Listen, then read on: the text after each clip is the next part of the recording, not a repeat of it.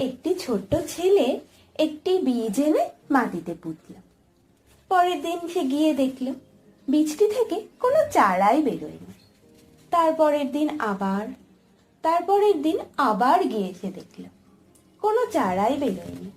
এবার সে রেগে গিয়ে বিরক্ত হয়ে বলল, ধুর, এই বীজ থেকে কোনো চারাই বেরোবে না। পাশের একটি বৃদ্ধ তাকে দেখে মৃদু হাসলেন আর বললেন, তুমি অপেক্ষা করো বাবা, এই বীজ থেকে যেই গাছ বেরোবে সেই গাছ বড় হয়ে ফুলে ফলে ভালোবাসায় তোমাকে ভরিয়ে দেবে। ছেলেটি তার কথা শুনলো, অপেক্ষা করলো। কিছু বছর পরে সত্যি সেই গাছ তাকে ফুলে ফলে ভরিয়ে দিল, আর সেই দৃশ্য তার মনে আনন্দ আর ভালোবাসা ভরপুর করে তুলল।